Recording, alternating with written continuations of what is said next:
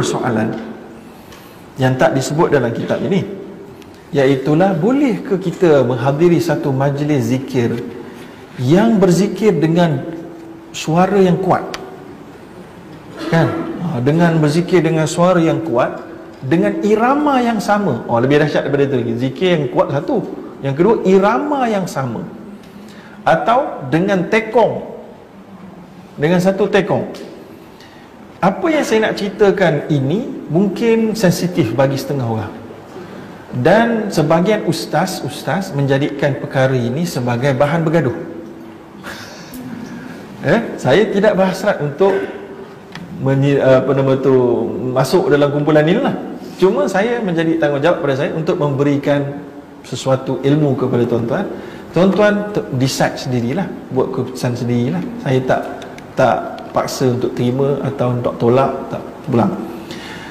Tetapi apa yang kita buat hari ini, adakah ianya memang sabit daripada Nabi? Contohnya lepas solat kita akan jadikan sebagai satu kelaziman. Imam pun Alhamdulillah, Alhamdulillah, Alhamdulillah, Alhamdulillah. Makmum pun semua sekali ikut Subhanallah, Subhanallah, Subhanallah. Kemudian Allah ataupun lagi hebat betul, Subhanallah walhamdulillah wa la ilaha illallah wallahu akbar. Tuan-tuan berikut Muhammad. Jadi ini satu perkara yang ada ulama yang keras, mereka terus hentam. Dia kata ini bid'ah ni. Dia kata Nabi tak buat, kamu pandai-pandai buat. Buat apa? Kan? Satu kumpulan lagi pula kata, dia tak bid'ah, dia ada dalil-dalil, tapi bentuknya kita create lah. Bentuknya tak apa, ini kemasyarakatan. Tapi ibadat itu kami zikir secara berjemaah sebab ada hadis yang disebutkan tadi, iaitulah tidak duduk satu kaum yang berzikir beramai-ramai kepada Allah, yadhkurun Allah jama', iaitulah berzikir jemaah. So kumpulan ni dia guna hadis ini. Kumpulan ini pula dia tak setuju. Tak boleh, itu salah cara pendalilan. Ada berdebat pom. Masing-masing bila berdebat sampai tahap dah tinggi sangat dia punya merit dia, saling sesat menyesatkan. Lebih tinggi lagi, saling kutuk mengutuk, saling memperkecilkan. Habis lupa akhlak. Nak memperjuangkan Islam sampai lupa akhlak.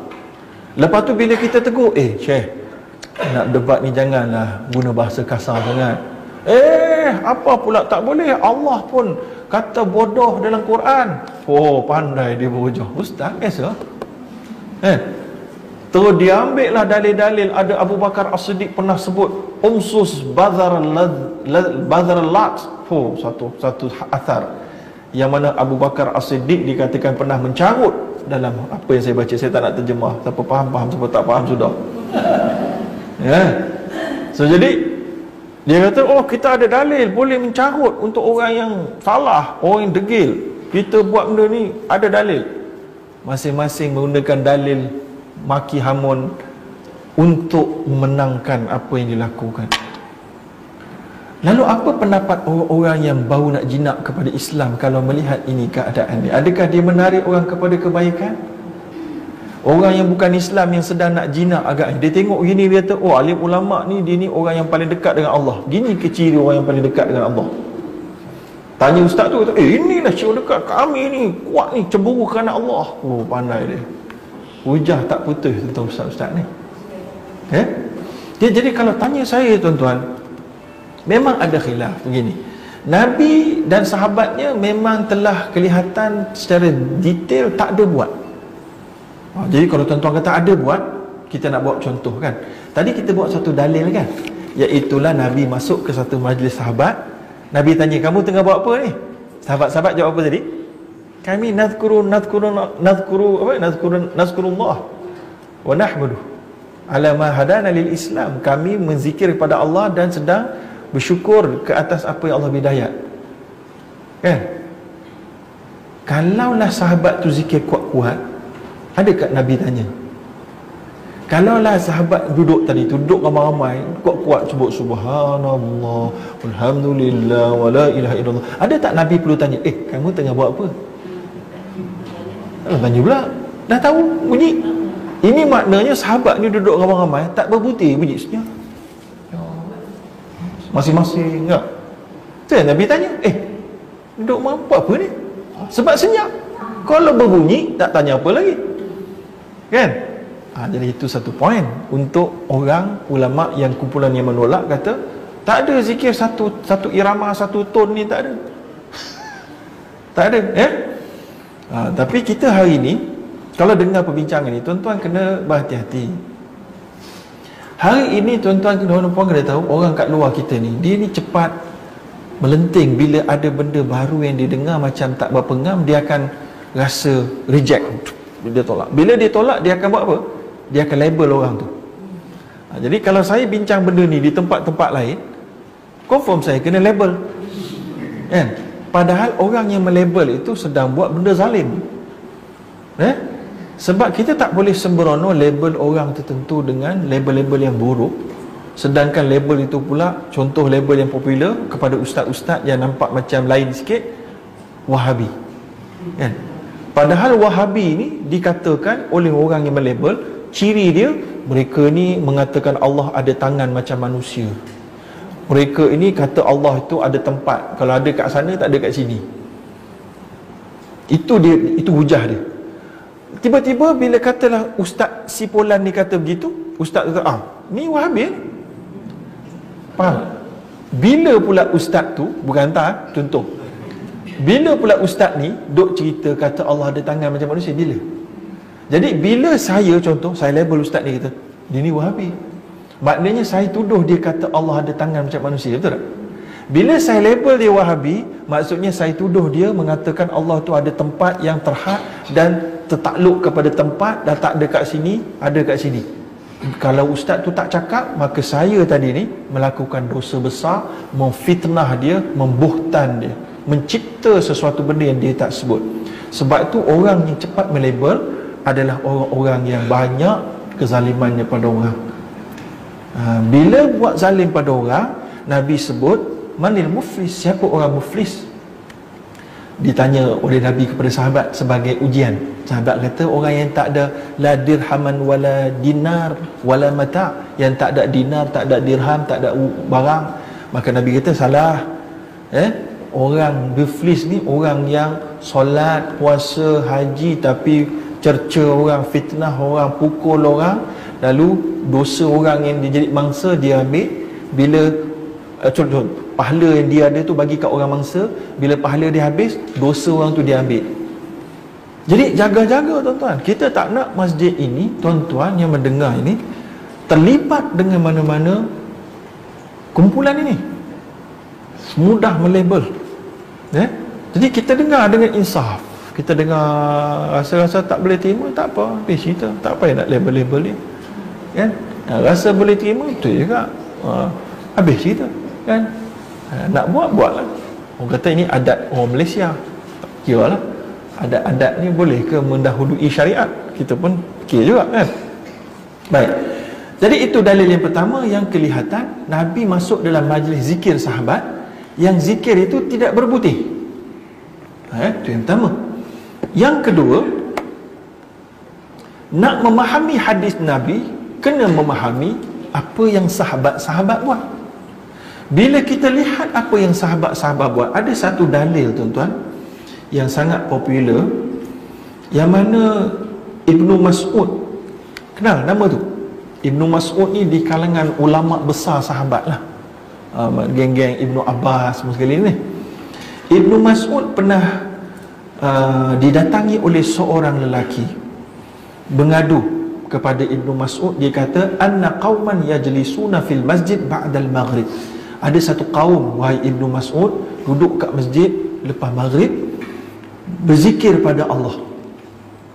Ada seorang di kalangannya jadi tekong, baca kabbarullah, Allahu akbar, yang lain ikut, sabbahullah kadza wa kadza, wahmaduhu kadza wa kadza. Maka Abdullah bin Mas'ud berkata, dia kata, fa idza ra'aitahum fa'alu dzalik fa'tini. Kalau kamu dengar lagi depa buat begitu, kamu datang jumpa aku. Sahabat Nabi besar ni kata. Sebab masa tu dah habislah majlis tu, kan. Lepas tu kawan tu pun pergilah. Besok lusa ke tulat langkat tak disebut. Maka dia pun falamma jalasu atahu rajul fa akhbarah. Maka bila satu majlis tu berada, ada lagi, dia pun duduk kat situ, dia pun dengar, lalu dia pun pergi jumpa Ibnu Mas'ud, pergi lapor. Maka faja'a Abdullah bin Mas'ud, maka Abdullah bin Mas'ud pun datang. Sahabat besar ni datang. Terus sahabat besar ni masuk kat dalam majlis orang tu.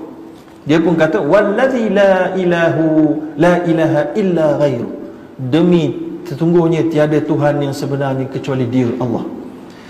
Dengar betul Ni Ibnu Mas'ud cakap, bukan saya cakap. Laqad ji'tum bi bid'atin zulma, kamu sesungguhnya telah membuat satu perkara bid'ah secara zalim. Au qad faddaltum ashab Muhammadin ilma, atau kamu menyangka kamu telah melebihi ilmu para sahabat-sahabat Nabi.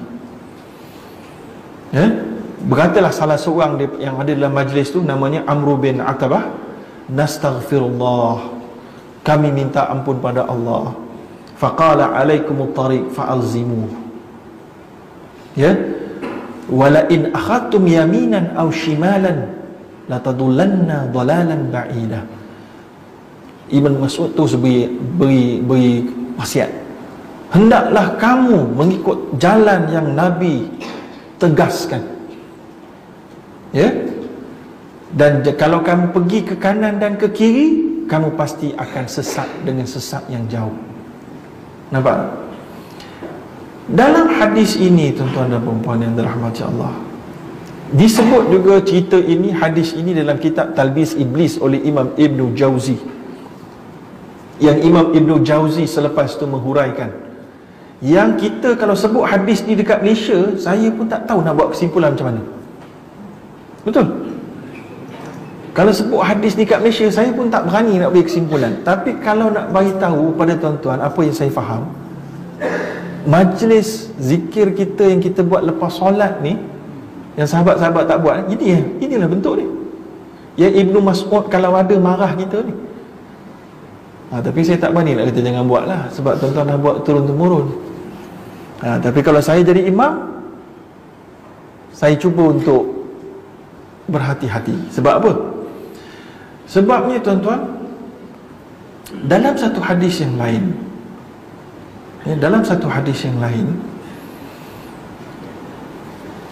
kalau kita jadi imam, ada makmum masbuk di belakang kita sedang solat, betul tak? Kita dah habis.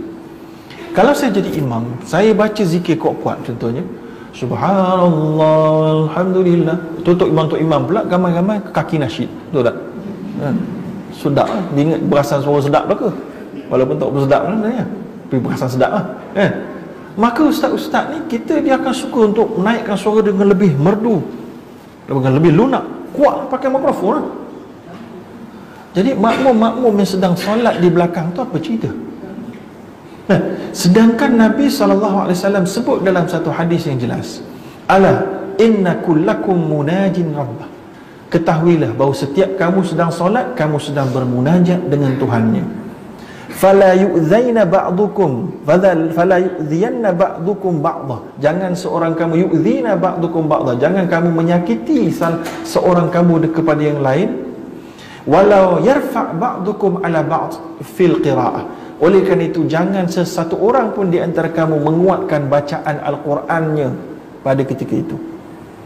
Bacaan Al-Quran, zikir, jangan dikuatkan ketika ada orang sedang solat. Jadi kalau kita jadi imam, dahlah kita baca secara rentak irama yang sama dengan makmum itu, jadi question mark. Ganggu orang solat, question mark yang kedua. So, jadi kalau saya jadi imam, saya akan, supaya tak bercanggah sangat dengan orang kebiasaan orang, saya akan mungkin Subhanallah, saya sebut itu Subhanallah, benda saya zikir sendiri, makmum pun Subhanallah. Tak adalah satu irama, tapi saya pandu Alhamdulillah, dia pun Alhamdulillah. Dia orang tengah solat, okey Allahu Akbar, gitu. Jadi saya rasa itu mungkin agak mutawasit, agak pertengahan lah. Orang kita dah biasa buat, kalau tak buat dia tak berzikir, orang kata kan. Jadi kita tolong pandu dia zikir. So kita sebut sikit je Allahu Akbar, pandailah belakang tu tak payah nak ikut kiraan saya kan, tapi zikir sendiri-sendirilah. Jadi itu mungkin kita harap lebih selamat.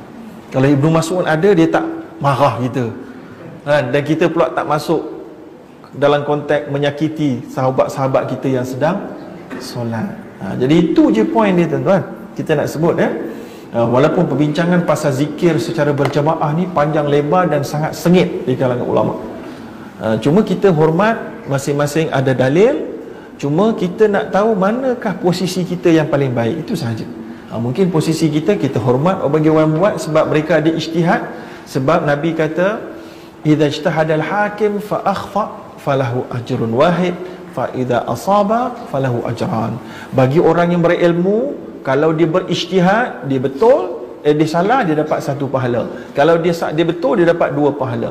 So kita tak ada nak menyalahkan dia 100%. Tapi bagi sesiapa yang rasa nak teruskan, terpulang. Tapi just ingat nasihat saya daripada hadis Nabi dan apa yang Ibnu Mas'ud cakap tadi, ya. Tapi sesiapa yang tak mau buat, jangan pula duk hentam orang yang buat tu confirm bid'ah. Tapi Ibnu Mas'ud pernah begitu tegas mengatakan orang-orang yang buat adalah orang yang membuat bid'ah yang zalim.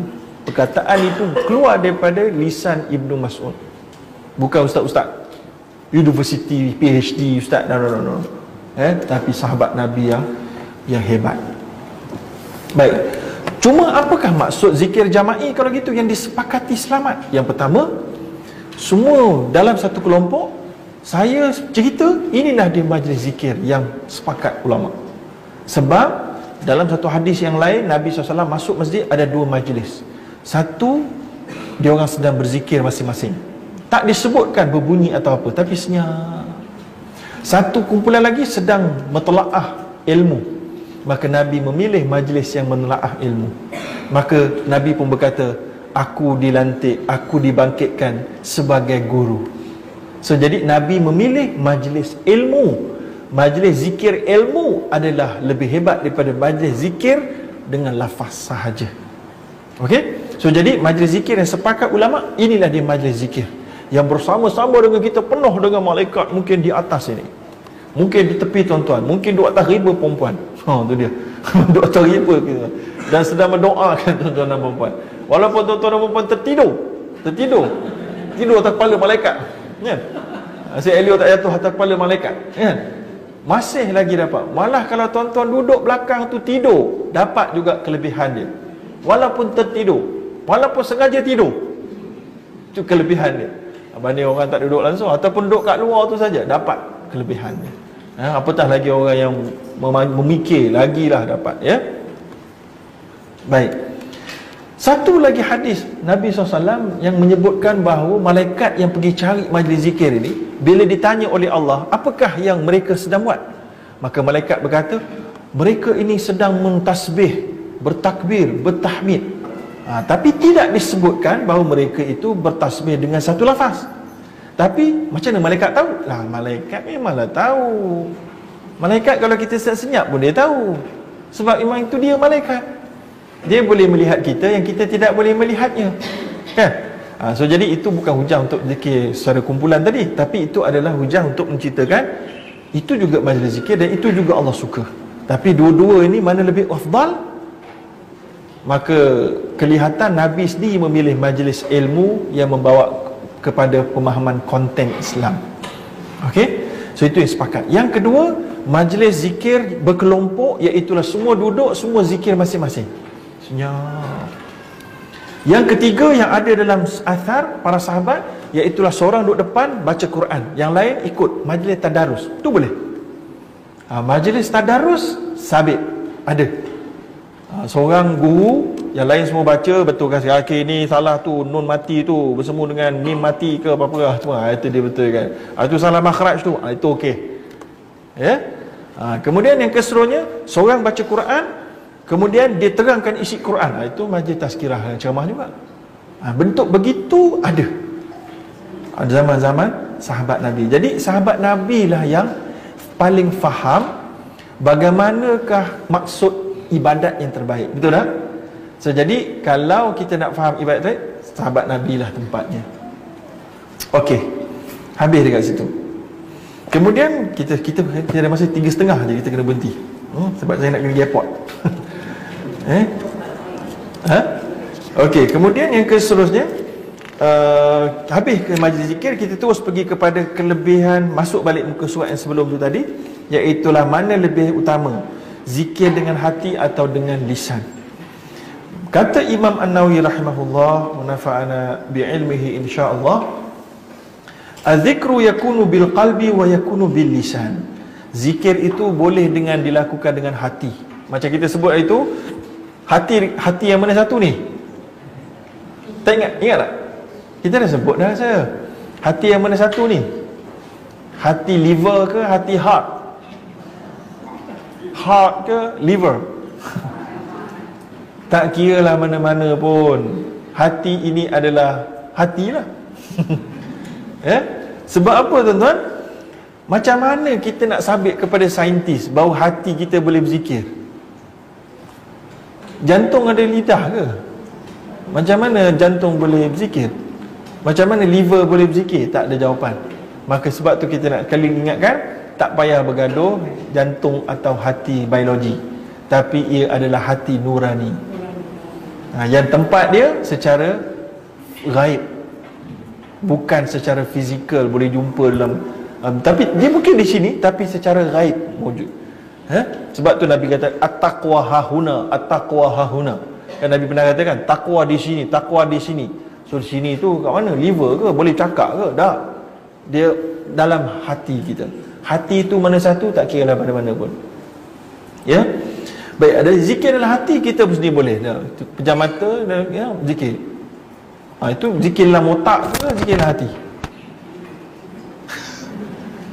Tentang setengah senyap-senyap, tentang pejam mata, tentang zikir dalam otak ni, dalam hati. Susah nak cakap tak boleh kesan kat mana ke bunyi tu. Tak apalah, macam itulah kita fahamlah, tak payah cerita panjang lah. Wa yakunu bil lisan, dan boleh juga zikir itu dengan lidah. Wal afdalu minhu makana bil qalbi wal lisani jami'a. Yang paling bagus punya zikir, kata Imam An-Nawawi pada pendapat dia, adalah yang serentak lidah dan juga hati. Maknanya lidah mengungkapkan subhanallah, hati dan minda memahami maha suci Allah daripada segala kelemahan, maha suci Allah daripada segala ketidaktahuan tentang keperluan manusia. Hari ini orang kata subhanallah banyak, tapi tak yakin dengan ayat Quran. Berapa sure bila dia sebut benda ni di dalam kitab Syarah Sahih Muslim. Dia sebut juga isu ni dalam Syarah Sahih Muslim, tapi dalam Syarah Sahih Muslim dia hanya berlindung di sebalik kata-kata Qadhi Iyad. Imam Qadhi Iyad ada berkata bahawa ada ulama mengatakan hati lebih bagus. Tahu sebab apa hati lebih bagus? Zikir hati lebih bagus sebab apa? Kumpulan ulama yang kata dia lebih bagus sebab dia jauh daripada riak. Dia kita senyap-senyap, kita seorang dia dengar, orang lain tak tahu. So kita menghayati kepada Allah. Kumpulan ulama yang kata zikir lisan lebih bagus, tahu sebab apa? Kerana dia lagi banyak kerja. Lagi banyak kerja, kan lagi penat kita baca Alhamdulillahirabbil alamin dengan mana lagi ringan? Yang diam lagi ringan kan? So yang berat lagi banyak pahala. Lagi susah lagi banyak pahala. Kan? So jadi ada ikhtilaf ulama, tapi Imam Nawawi kata yang dalam hati lebih bagus. Ya. Baik. Kemudian dibincangkan pula oleh Qadhi Iyad dalam Syarah Sahih Muslim yang sebelum tu. Bila zikir dalam hati, dia tak berbutir. Malaikat disebut dalam Quran, ma yalfizu min qaulin illa ladaihi raqibun atid. Tidak ada satu lafaz yang dilafazkan daripada perkataan min qaulin illa, kecuali ada raqib dan atid yang mencatat. Maknanya kalau kita zikir secara lisan, subhanallah, subhanallah, malaikat catat. Tapi kalau malaikat tak catat, macam wangi keluar, ada wangi-wangi pula.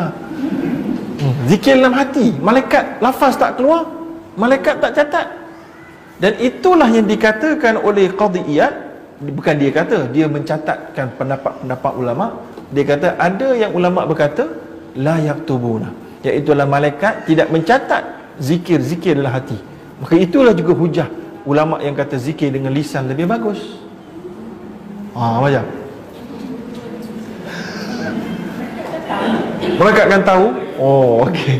Jadi itulah yang disebutkan oleh Imam Nawawi. Imam Nawawi kata qultu as-sahih, sebenarnya pendapat aku yang sahihnya, kata Imam Nawawi dalam kitab Syarah Sahih Muslim, bukan kitab ni, annahum yaktubuna, sesungguhnya malaikat mencatat. Cuma qila, ada pendapat sebahagian kecil ulama tak mencatat, tapi maknanya catat. Tapi kalau nak confirm catat, dua-dua sekali lah, zikir lisan dengan hati dua-dua sekali. Jadi jangan risau, insya-Allah malaikat mencatat. Baik, so jadi dia kata dekat sini, kemudian thumma la yanbaghi ayutraku dzikru bil lisan ma'al qalbi khaufan min an yadhunna bihi riya. Janganlah kita meninggalkan zikir lisan dengan hati kerana takut kita riak. Ni kita dah sebut dulu kan, tak beramal kerana takut riak adalah riak.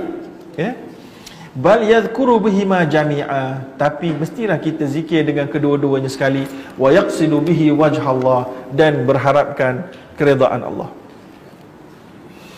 Baik, walau fataha al-insan alaihi baba mulahadhati an-nas wal ihtiraz min taturuq dunuhim al-batilah la ansadda alaihi aktharu abwabil khair.